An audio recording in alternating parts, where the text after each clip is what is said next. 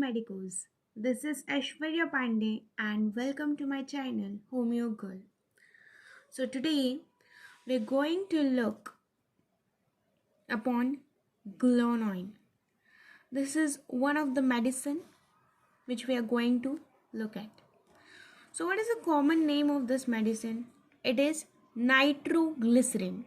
The very first thing is the common name, that is nitroglycerin. The prover of this medicine was Dr. Hering, and the formula is C3H5NO6O3. So this is the basic introduction. We will read it out. The very first thing is introduction. Glonoin nitroglycerin is a combination of two elements, nitro and glycerin. It is a combination of two elements. We see, अभी हम देख रहे हैं ये दो element है, एक nitrogen है एक ग्लिसरीन है, दोनों डिफरेंट एलिमेंट्स है. ठीक है, तो वो क्या है, कॉम्बिनेशन है दो एलिमेंट्स का. तो ग्लिसरीन क्या है, which is a most inert and bland oil used as a constituent of toilet, and nitrogen which is a colorless, tasteless and colorless gas, odorless gas. पहले तो ग्लिसरीन जो है वो हम यहाँ पे एक कंस्टिट्यूएंट है, टॉयलेट के कंस्टिट्यूएंट में यूज़ करते हैं. नाइट्रोजन जो होता है वो एक कलरलेस गैस है, टेस्टलेस है, ओडरलेस है. When both of them are mixed in 1:4 proportion, potentized and proved according to the doctrine of proving, it becomes one of the most valuable medicine with the alarming characters. Its suddenness, bursting sensations, pains surging upwards which threaten to lift and shatter the cranium are very striking and characteristic. So every medicine में हम कुछ ना कुछ striking और characteristic देखते हैं. तो इस medicine में क्या है, suddenness, अचानकपन, bursting मतलब ऐसे फूटना जैसा sensation वहाँ पे हमें दिखाई देता है.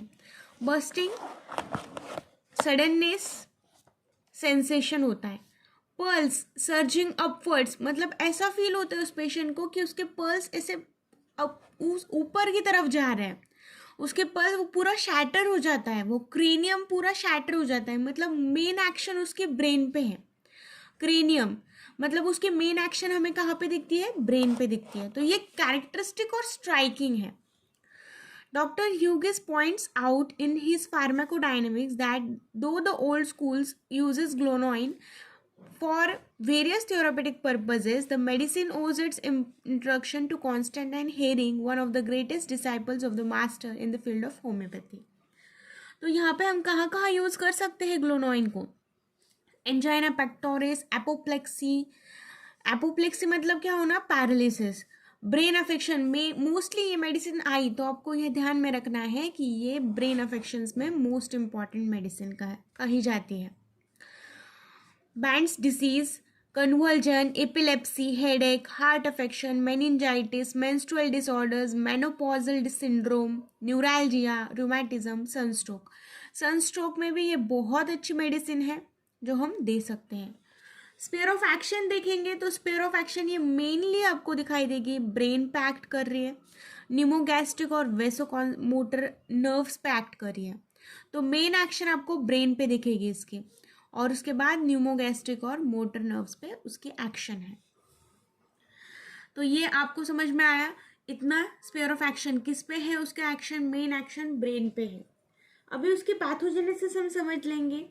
तो acting upon the brain especially medulla oblongata, pneumogastric and peripheral vasomotor nerves, it produces cerebral hyperemia, palpitation of the heart, severe headache resembling those resulting from exposure to the sun rays or sunstroke. It also causes violent and sudden disturbances in the circulation with a sensation of expansion, bursting and throbbing. अब ये brain पे act कर रहा है. Brain पे specially कहाँ पे, medulla oblongata पे. मेडुला ऑब्लांगेटा जो हमारे हाइंड ब्रेन का जो पार्ट है, मेडुला ऑब्लांगेटा वो एक पार्ट है हाइंड ब्रेन का. तो ब्रेन पे वहाँ पे मोस्टली स्पेशली वहाँ पे एक्ट करता है. निमोगैस्ट्रिक और पेरिफेरल वेसोमोटर नर्व्स पे एक्ट करेगा और वो क्या कॉज करेगा, सेरेब्रल हाइपरेमिया।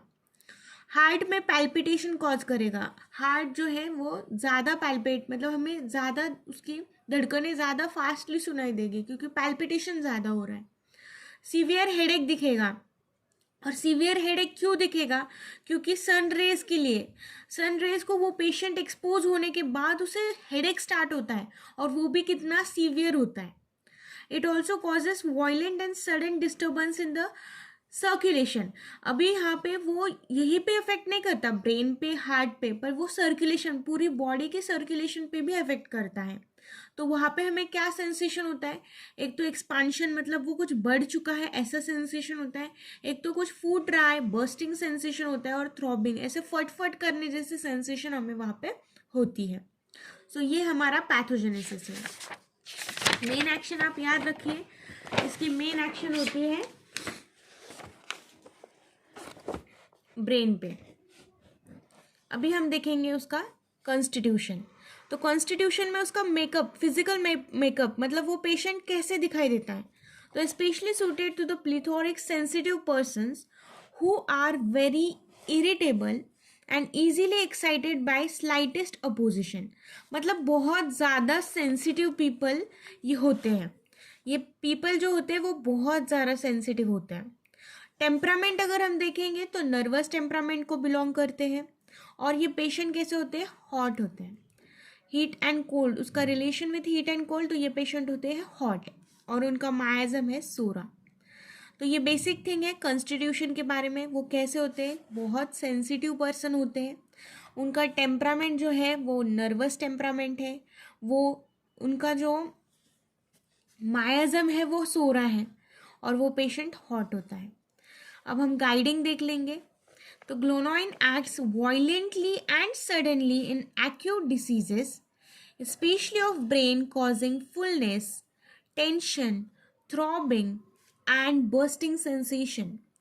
अभी ग्लोनोइन जो है वो एक्ट करेगा एक्यूट डिसीजेस में, ठीक है, और ब्रेन पे ज़्यादा बेसिक एक्शन है उसकी, उसके एक्शन ब्रेन पे है। मैं बार बार इसे कॉन्सेंट्रेट कर रही हूँ क्योंकि इसे याद रखना है आपको कि इसकी एक्शन कहाँ पे होती है, ब्रेन में होती है। और ब्रेन में एक्शन होने के बाद वहाँ पे क्या फील होता है उस पेशेंट को, उस पेशेंट को फील होता है फुलनेस, टेंशन फील होता है हेड में, थ्रॉबिंग है मतलब वहाँ पे ऐसा बहुत ज़्यादा फट करके उनकी जो पेन की सेंसेशन है वो इतनी भयानक होती है, बर्स्टिंग सेंसेशन उन्हें फील होता है ब्रेन में।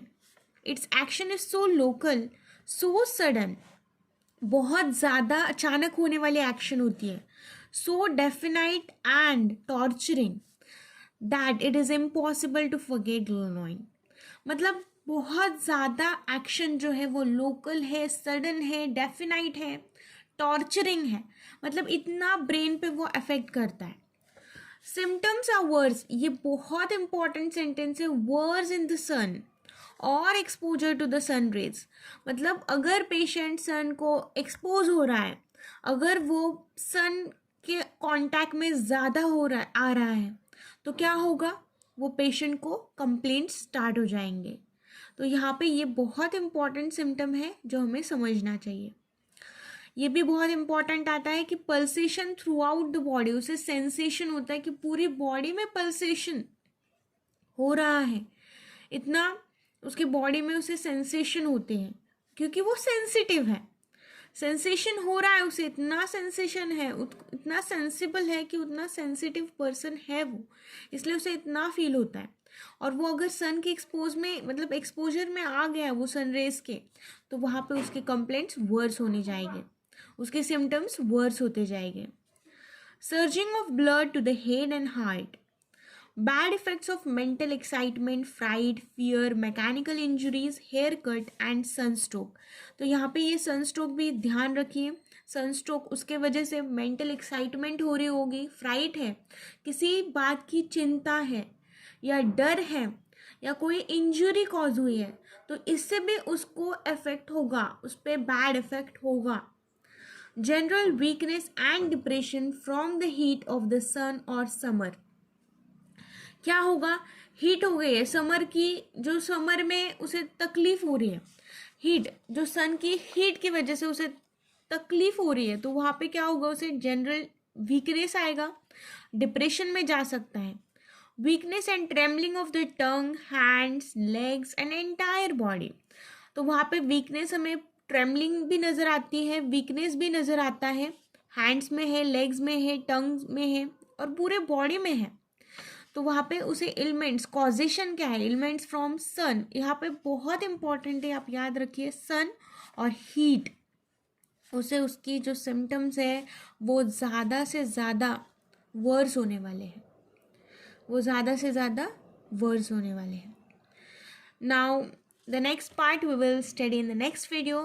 Till then, thank you.